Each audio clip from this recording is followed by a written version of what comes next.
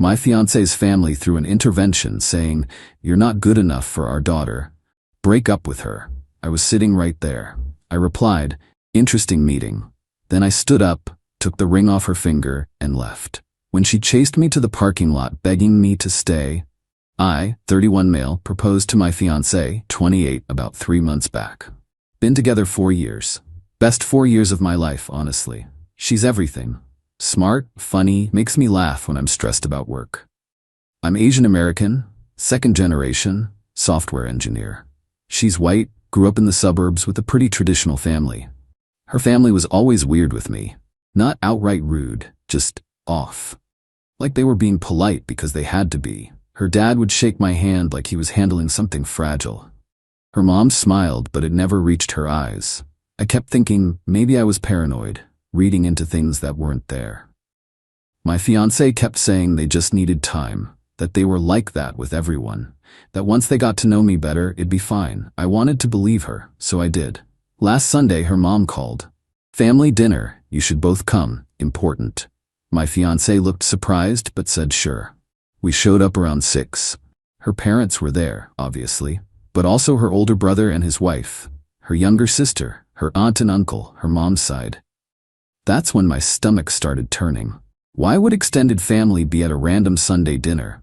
No food cooking, no table set, just everyone sitting in this circle in the living room like some kind of jury. My fiancé looked at me. I shrugged. Neither of us knew what was happening. Her dad cleared his throat. "Real serious. We asked you both here because we need to have a conversation." "About what?"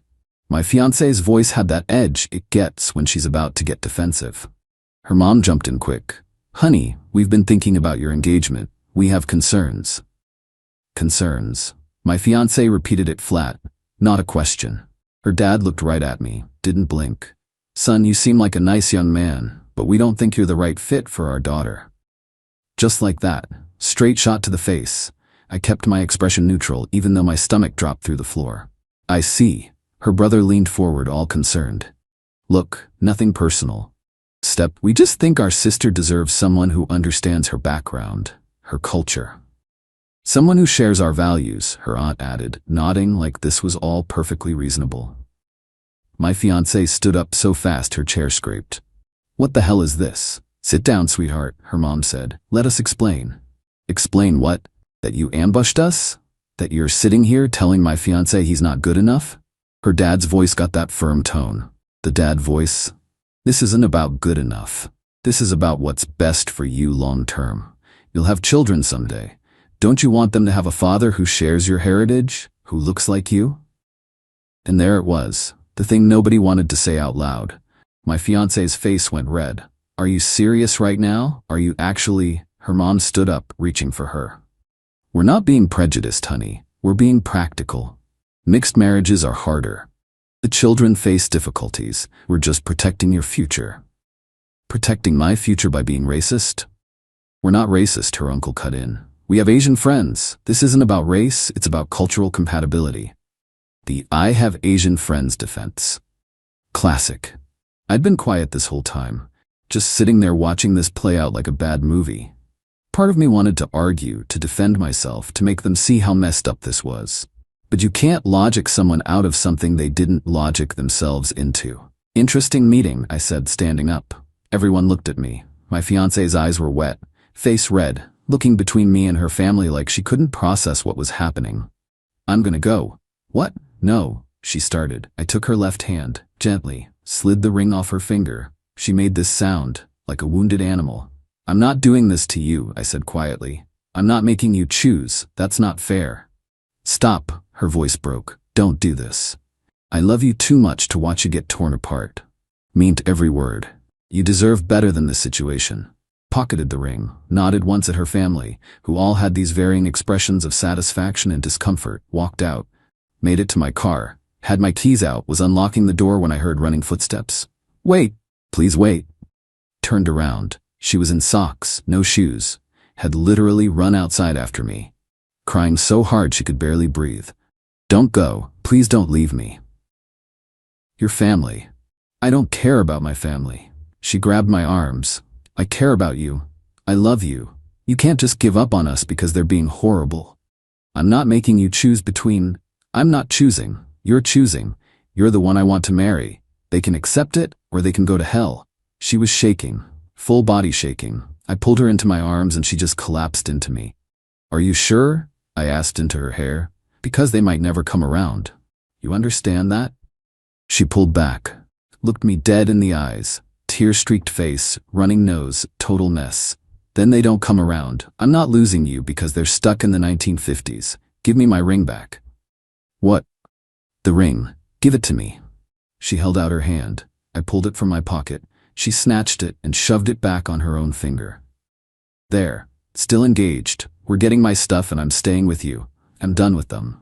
Behind her, her family had come to the doorway. Her mom was calling her name, voice all high and panicky. She didn't even turn around. Get in the car, she said to me. We got in. I drove. She didn't look back once. Update 1. That was last Sunday. Been about a week and honestly it's been a lot. My fiancé's been staying at my place. Called out sick Monday, spent the day angry crying and rage cleaning my kitchen. Which honestly needed it, so that worked out. Her phone started going crazy Sunday night. Everyone calling. She ignored most of it, but finally looked at the messages a couple days later. Her mom, we just want what's best for you. Please come home so we can talk rationally. You're being emotional. We love you. Her dad, you're making a huge mistake. Don't throw away your family over some relationship. He's not worth it. Her brother, can't believe you're choosing him over us. Real mature. Mom and dad are devastated. Her sister was the only one who sent something halfway human. I don't agree with what they did, but I hope you're okay. My fiancée only responded to her sister. Just, I'm fine. Need space. Midweek, her mom showed up at her office. Just walked in and asked to see her. My fiancé told me about it that night. Said her mom stood in the lobby with this wounded expression doing the whole, I can't believe you won't answer my calls thing. Went into this speech about family loyalty. How disappointed everyone was. How I was manipulating her. Isolating her from her family. Yeah, I'm isolating her. Not the people who literally held an intervention to break us up. My fiancé told her showing up at her workplace was inappropriate and she needed to leave. Then went back upstairs. Her mom apparently stood there for another 20 minutes before security asked her to go. Few days later, we were making dinner. Normal evening, I was complaining about work stuff. My phone rang, unknown number. Answered without thinking. Is this him? Woman's voice. Her mom. Is this the man stealing my daughter? My fiancé heard and came over. I put it on speaker. I want you to know what you're doing to this family. My daughter won't speak to us. Her father is beside himself. You've manipulated her. Mom, my fiancé cut in. I can hear you. That's not what happened. You told him he wasn't good enough because he's Asian. We did not. We said you weren't compatible. You said you wanted me to marry someone who shares our heritage, someone who looks like me. That's literally racism. I'm not a racist. How dare you? I just want what's best for you. What's best for me is him. If you can't accept that, then you don't accept me. Silence. Then her mom's voice went cold. If you marry him, don't expect us at the wedding. My fiancé didn't even hesitate. Then don't expect an invitation. Click. We stood there. My fiancé started laughing. Not happy laughing, that unhinged laugh when things are so absurd your brain can't process them. Did that just happen? Yeah. My mom just uninvited herself to my wedding. Yep. She sat down hard. I sat next to her. I don't know if I should cry or keep laughing. Could do both. She leaned against me. Thank you for not just leaving that night. I know you were trying to give me an out, but I don't want an out. I want you. Good, because I want you too. Even if my family never speaks to me again? Especially then, I said, because that means you chose us, and that's everything. Next day her brother called. She answered on speaker. You know Dad's blood pressure is through the roof, right? Hello to you too. I'm serious. Mom said you uninvited them from the wedding they were going to help pay for? They uninvited themselves, and I don't want money with conditions attached. You're being selfish. I'm being selfish. I'm not the one who held an intervention to break up my sister's relationship. You'll regret this. Only thing I regret is not seeing this sooner. He hung up on her. She looked at me. Guess we're paying for everything ourselves. We don't need a big wedding. I'd marry you in a parking lot at this point. That weekend we had dinner with my parents. They knew something was up. My fiancé told them everything.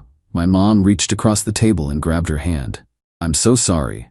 My fiancé started tearing up. I'm sorry your future in-laws are racist. My dad, who's usually pretty quiet, shook his head. Their loss. You love our son, you're kind, you're smart, that's all we care about. My fiancé full-on cried. Happy crying. My mom got up and hugged her. You're already our daughter, my mom said. With or without a wedding, you're ours. That made her cry harder. In the car going home, she was quiet. Then, your parents are wonderful. They really are. I might never have that with my own parents again. I know, and I hate that. Don't. She turned to me. Don't take responsibility for their bigotry. You didn't do anything wrong. You exist. You love me. That's it. The fact they can't handle that is on them. I wanted to believe her, but there's still this weight in my chest, like I broke her family, even though logically I know I didn't. Update 2. About 2 weeks since the intervention, things kept escalating. Her parents went quiet for almost a week. We actually thought maybe they were processing. Then she got an email from her dad. Subject, important family information. She opened it over breakfast. Her face went white. Turned the laptop toward me. Long email. Started with after much prayer and thought, which never leads anywhere good.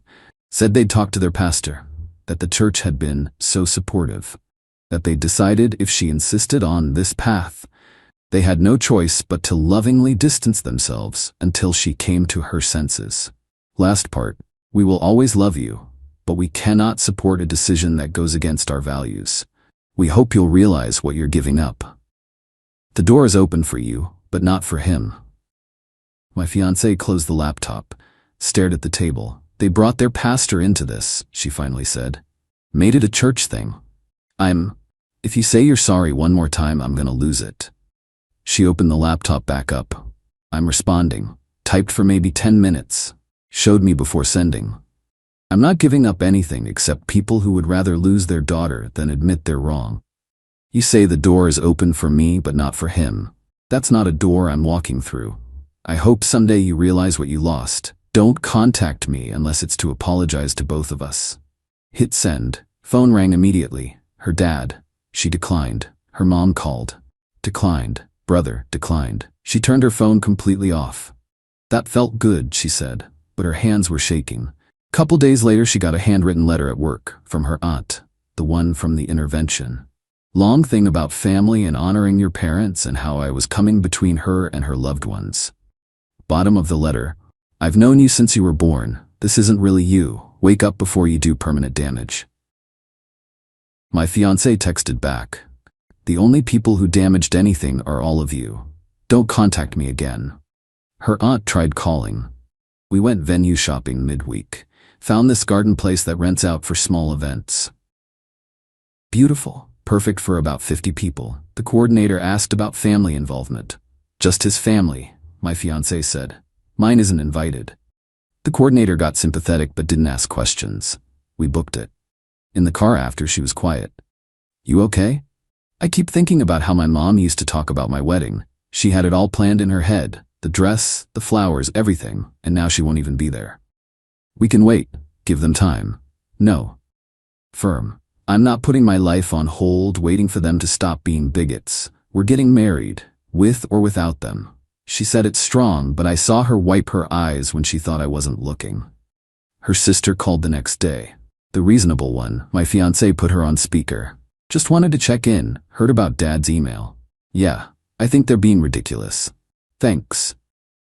Pause. But I'm in a tough spot. They're my parents too, and they're making it clear that anyone who supports you is choosing sides. My fiancé's whole body tensed. So you're calling to say what? I'm calling to say I love you, but I can't be in the middle. I have to see them at holidays. I can't be cut off from everyone. I'm not asking you to be cut off. I'm asking you to tell them they're wrong. I can't do that. I'm your sister.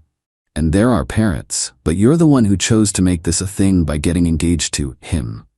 The way she said it. Like I wasn't right there listening. My fiancé's voice went ice cold. I didn't make this an ultimatum.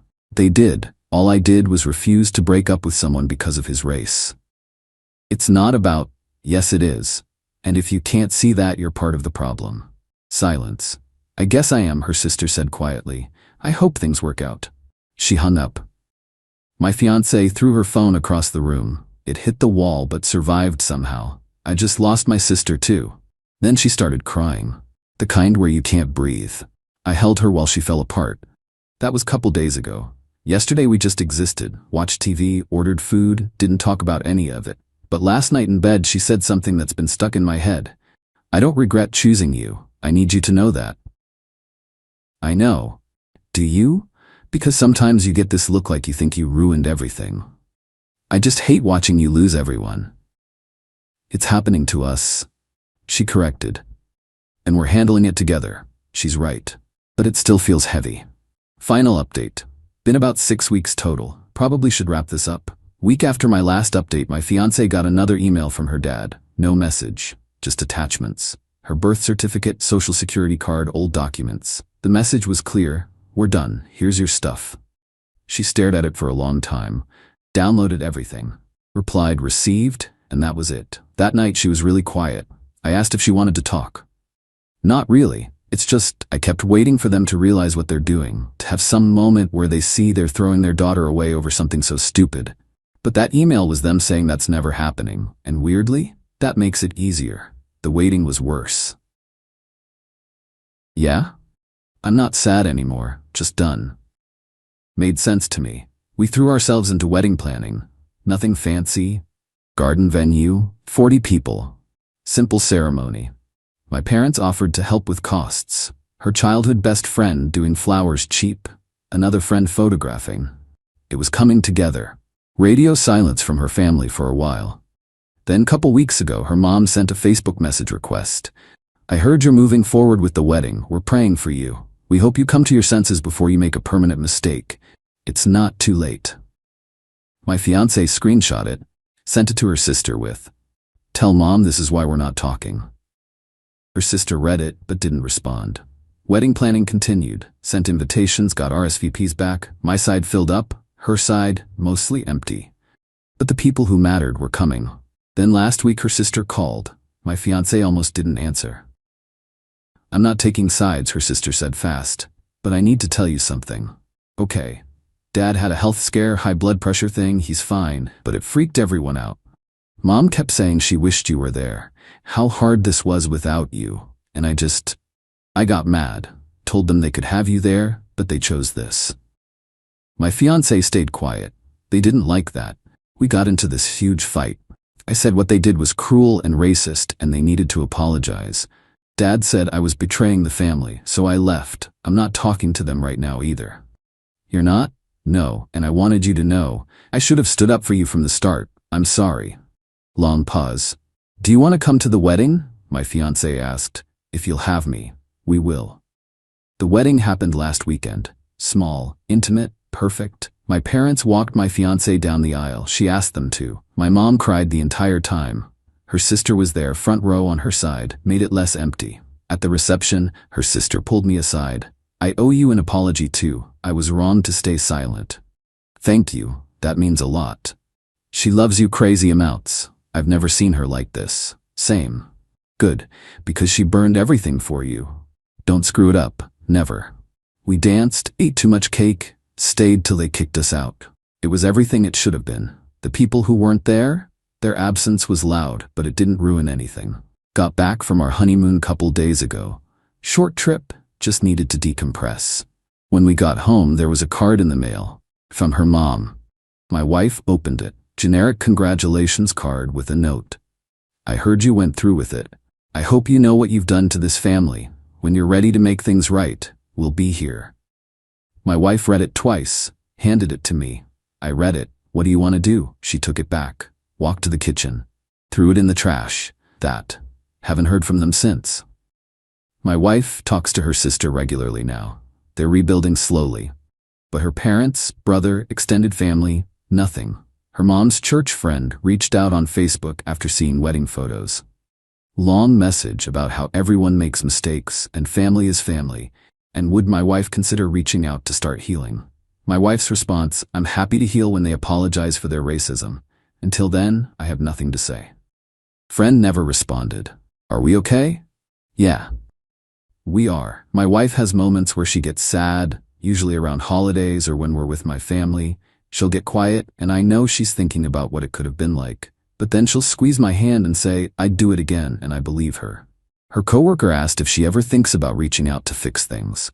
She said, they broke it. They can fix it. That's where we are. We built our own family.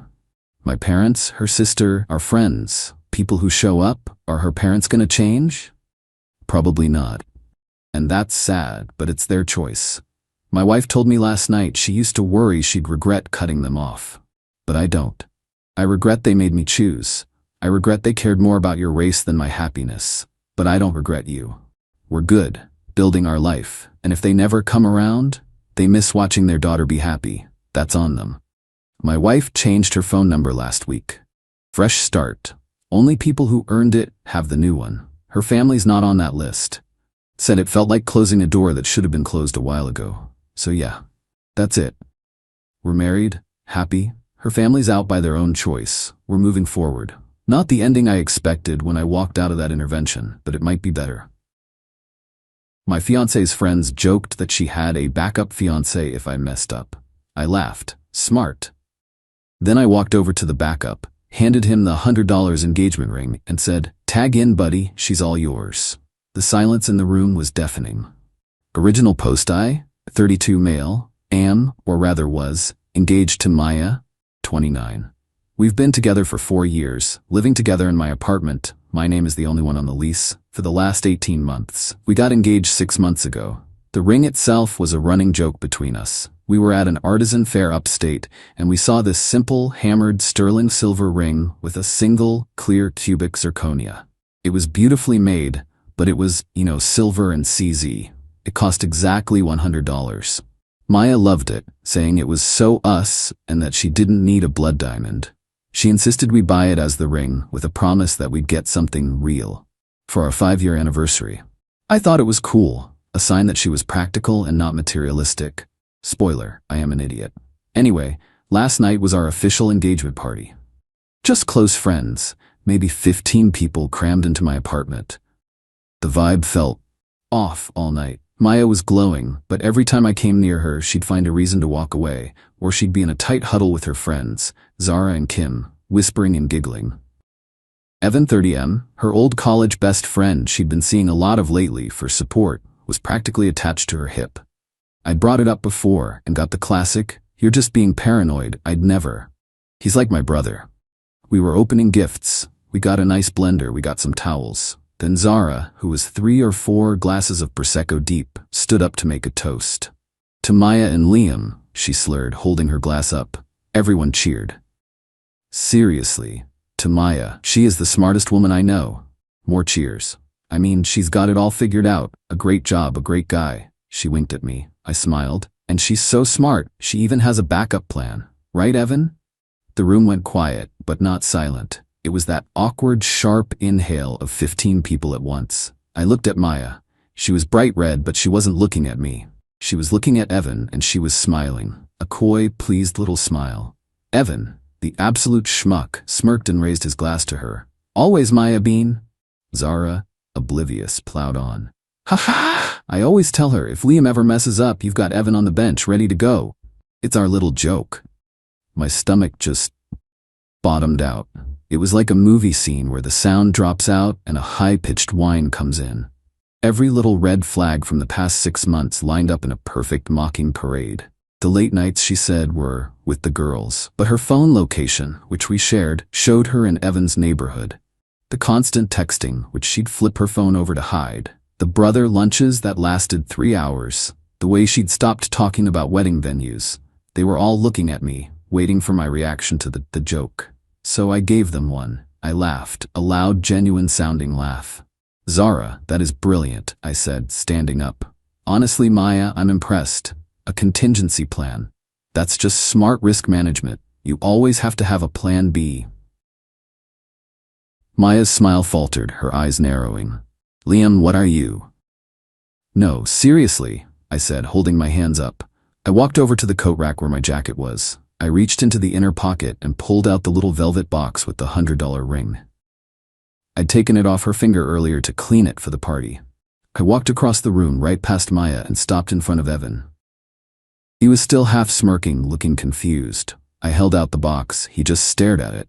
"Tag in, buddy," I said, my voice perfectly level. "She's all yours." I didn't just hand it to him. I opened his limp hand and dropped the box into his palm. The silence that followed was deafening. You could have heard a pin drop on the carpet. Zara's mouth was wide open. Maya's face had gone from rosy red to a sickly, pale white. "Party's over, everyone," I said, projecting my voice to the whole room. "Thanks for coming. Please get out."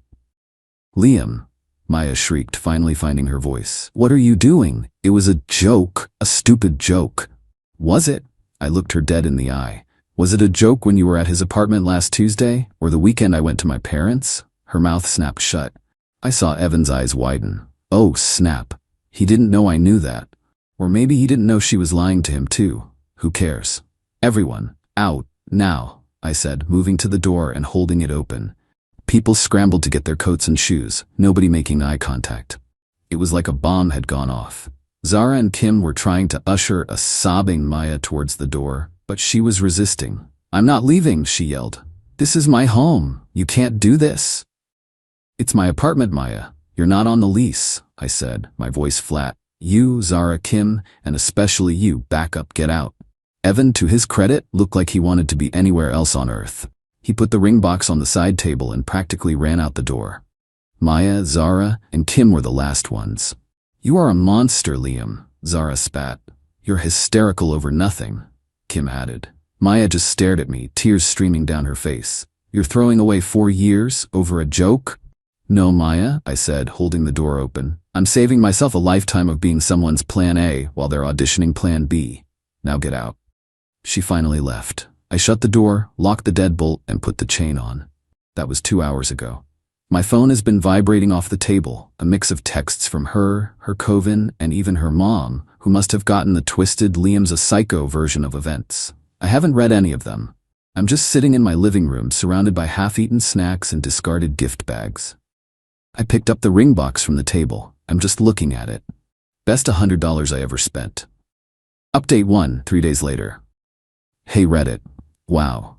I did not expect this to blow up. Thanks for all the support and the mostly good advice. My DMs are a war zone, but the solidarity helps. I feel less like I'm crazy. So the last 72 hours have been a ride. The aftermath, night of the party. The pounding on my door started about 10 minutes after I locked it. It was Maya, Evan, the backup, he came back, and Zara. They were yelling. "Maya, Liam, open this door, you're being insane, you embarrassed me. We're not leaving until you talk to her, you controlling prick. Dude, just come out, we can talk. You're making her cry." I just sat on my couch, I put on my noise-canceling headphones and started a new game. After about 20 minutes of them screaming and banging, I took my headphones off, called the non-emergency police line, and reported a group of intoxicated individuals I just kicked out of a party who are refusing to leave my property and are causing a disturbance. I put the phone on speaker and turned the volume up.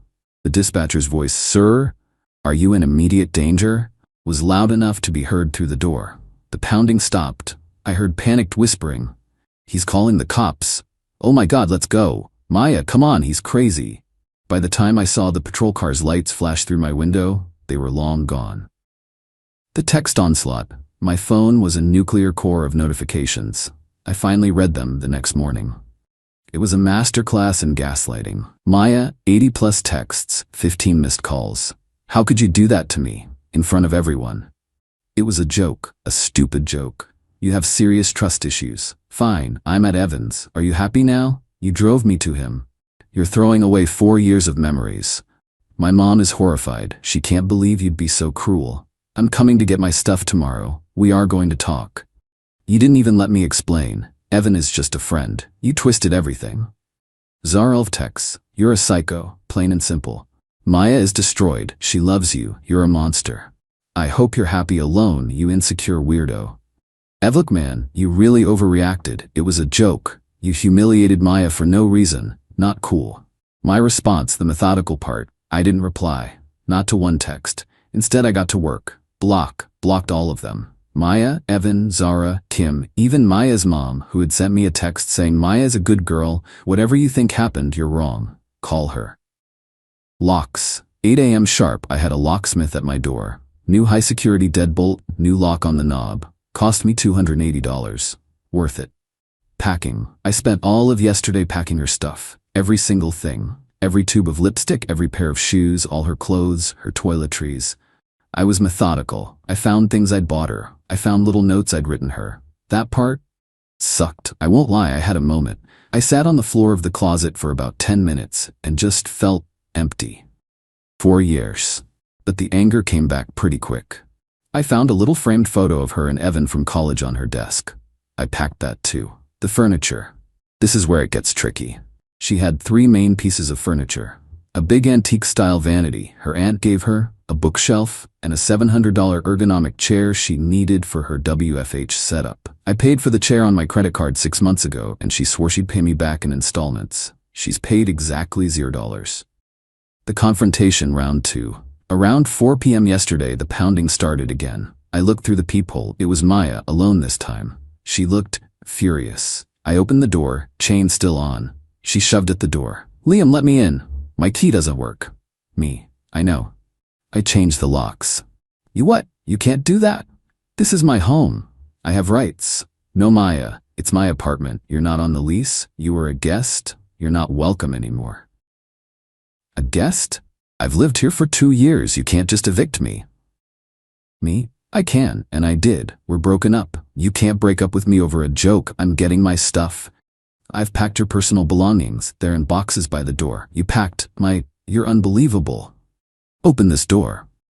No, you can schedule a time to come and pick up your boxes. You will have 30 minutes. You can take what's in the entryway. That's it.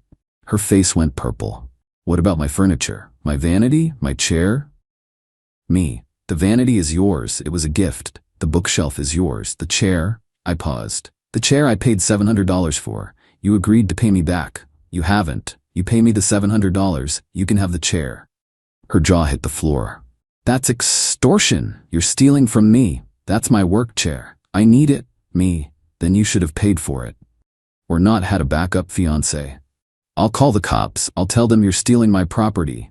Please do. I'd love to show them the lease and the credit card statement for the chair. Explain to them how your joke got you kicked out. Go ahead. I'll wait. She stared at me. The tears started, but they were angry tears. You will regret this, Liam. You have no idea. She stormed off, dialing her phone. So, that's where I am. I've got 14 boxes of her stuff stacked in my entryway. I'm waiting for the police to show up for a theft report. I'm also half expecting a brick through my window. This is a nightmare. But weirdly, I feel lighter, calmer. The anxiety that's been building for months is gone. It's just clarity. And a $700 chair that's actually really comfortable. Update 2, 2 weeks later. This saga just keeps getting more and more ridiculous. The entitlement is off the charts. The police visit. So, Maya made good on her threat. 2 days after my last update, 2 police officers knocked on my door. I saw them coming through the peephole, so I was ready. Maya and Evan, the backup in his full glory, were waiting on the curb by their car, like a little victim and hero combo. I opened the door. Officer 1, older, looked tired. Sir, we received a call about a domestic dispute. A Ms. Maya? Me. Hello, officers. There's no dispute. My ex-fiancée is outside. I broke up with her last week, and she's been asked to leave. Maya. He locked me out. He stole my stuff. He has my expensive chair. Officer 1 sighed. A deep, I'm too old for this, sigh. Officer 2. Sir, you understand that if she's a resident, you can't just lock her out. That's an illegal eviction. Me. I completely understand, officer, which is why I have my lease right here.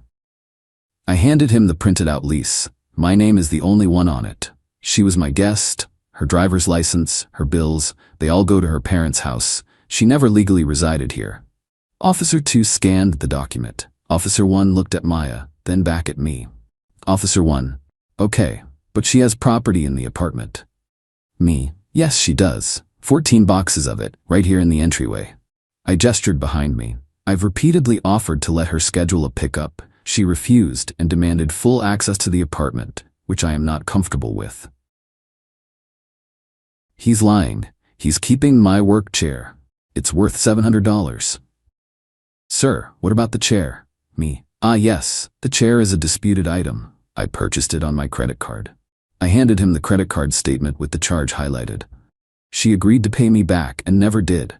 I've told her she can have it as soon as she pays me the $700 I'm owed. As far as I'm concerned, it's my chair until I'm reimbursed. The rest of her property, her clothes, her vanity, her bookshelf, is right here. She can take it right now. The cops looked at each other.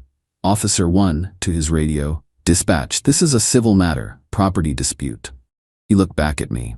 "Sir, we can't force you to give her the chair. That's for small claims court. But we can supervise a civil standby so she can retrieve her undisputed property. Are you agreeable to that?" Me, "Absolutely. Thank you, officer." The pickup. The cops walked down and got Maya and Evan. The next 20 minutes were the most awkwardly silent, high-tension moment of my life. The two cops stood in my open doorway. I stood in the living room. Evan and Maya had to walk, trip by trip, taking the 14 boxes, the bookshelf, disassembled, and the vanity, which was a pain. Maya was ugly crying the entire time. Sobs, hiccups, the whole performance. Evan just looked angry and kept glaring at me. Evan, muttering as he picked up the last box, "You're a real piece of work, man. Just give her the chair. You're welcome to Venmo me the $700 and take it yourself. Back up." Officer 1 barked a single short laugh. Evan's face went bright red. He grabbed the box and stormed out. This isn't over, Liam. You're a thief." "Okay, Maya. Have a good night." I closed the door. The cops gave me a nod and left. The new dirty trick. I thought that was it. I really did. I was wrong. The entitlement just found a new, more dangerous path. Yesterday I got a call from my landlord, Mark. "Mark? Hey, Liam? Weird question, but is everything okay over there?" "Hey, Mark? Yeah, why?" "Just a messy breakup, but it's handled." "Well, I'm asking because I've gotten three anonymous calls to the management office in the last 24 hours. All concerned tenants." My blood went cold. Concerned about what? First one was about constant screaming and arguments. The second was about a strange chemical smell from your vents. And the one I just got 10 minutes ago was about suspected illegal drug activity and a lot of strange men coming and going. I couldn't speak. "Look, Liam, you've been a perfect tenant for 5 years. I know this is crap. I know you. But you gotta understand, the corporate office freaks out about this. Drug activity is the magic word. They've already told me I have to schedule a formal unit inspection for next week. And if I get one more call, they're going to push for an eviction notice based on violation of the community safety clause." This wasn't just a smear campaign. This was an attack on my home. My life. She was trying to get me evicted. "Me, Mark? It's my ex. I swear to you, she's retaliating because I kicked her out after well, it's a long story. But it's all lies. I believe you. I really do. But my hands are tied. I have to do the inspection, and please, whatever this is, make it stop. I don't want to lose you as a tenant, but they'll go over my head." My response, I hung up, and for the first time, I was genuinely scared. This wasn't about a chair anymore. This was a burn-it-all-down tactic. I'm not a rich guy, but I'm not stupid. I immediately called the local lawyer's office and paid $350 for a 1-hour consultation and a service. I explained everything to the lawyer, the backup joke, the police report, which I got a copy of, and the calls to my landlord. The lawyer was grim. She said this is classic vindictive ex behavior. Her advice? Cease and desist. She is drafting a formal cease and desist letter. It will be sent via certified mail to Maya, at her parents' house, Evan, and Zara, whose address I unfortunately know. Documentation. The letter will detail the incident, the false police report, and the harassment campaign via anonymous, defamatory calls to my landlord. It will state that any further contact, direct or indirect, or any more anonymous calls, will be treated as evidence in a forthcoming civil suit for harassment, defamation, and intentional infliction of emotional distress. Landlord. I am to send a formal, written email to my landlord and CC his corporate office, summarizing my breakup, stating that I am being targeted by a campaign of harassment and false defamatory reports by my ex-fiancée as retaliation, and attaching a copy of the C&D letter to show I am handling it legally. This creates a paper trail protecting me. So that's my life now. I'm out $350 for a lawyer and $280 for a locksmith. My landlord thinks my apartment is a drug den, and I have to have a formal inspection next week. All because I wouldn't play along with a joke. The nerve of these people, to be the ones in the wrong, and then to try to ruin my life as a punishment for me not letting them. I'm not even angry anymore. I'm just cold. This isn't a breakup. This is a war I didn't ask for, but I'm damn well going to finish it. Final update, 2 months later. It's over. Thank God it's finally over. I'm sitting in my apartment. It's clean, it's quiet, and I passed the inspection with flying colors. Mark, my landlord, was super apologetic about it. So here's the final domino cascade. The C&D letter. My lawyer sent the cease and desist letters. Certified mail. All 3 were signed for. And just like that, silence. The calls to my landlord stopped. Instantly. The concerned tenant evaporated. It's amazing what a letter with a real lawyer's letterhead can do. The threat of a civil harassment suit was enough to make the covens scatter. My email to the corporate office with the C&D attached also worked. I got a very polite, very formal email back saying they considered the false reports to be a closed matter. The backup bails. This was the part I didn't see coming.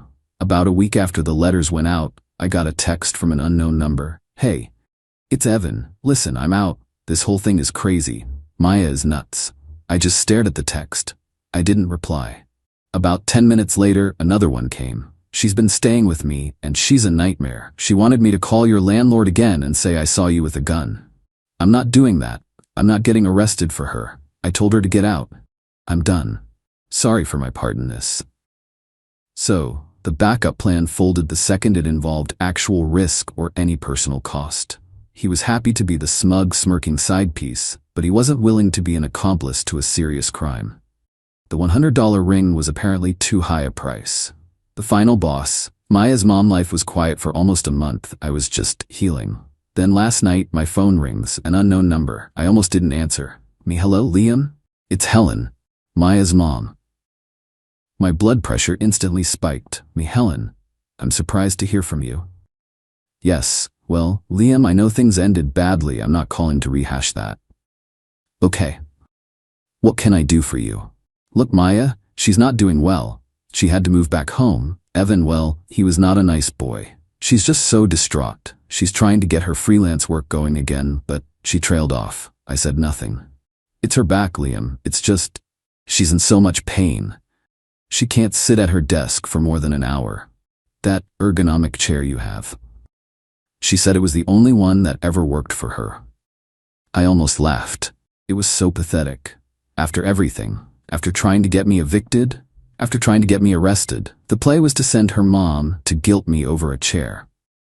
Helen, I'm sorry to hear her back hurts. That's a shame. She said you were just keeping it. Out of spite. I'm keeping it because I paid $700 for it on my credit card. She agreed to pay me back, and she never paid a single cent. I'm not running a charity, and I'm definitely not giving a $700 gift to a person who tried to get me kicked out of my home. Another long sigh. This one was more frustrated. Fine. How much? $700. That's ridiculous. It's a used chair. That's the price. It's the price I paid. It's the price she agreed to pay. Honestly, Helen, I'm being generous. I should be charging for storage and the emotional distress. A long, angry silence on her end. I could hear her breathing. Can I Venmo you? I blinked. Yes, you can. My Venmo is @Venmo. And you'll give her the chair? You send me $700. I will put the chair on my porch. You can send whoever you want to come and get it. I don't want to see her. Fine. She hung up.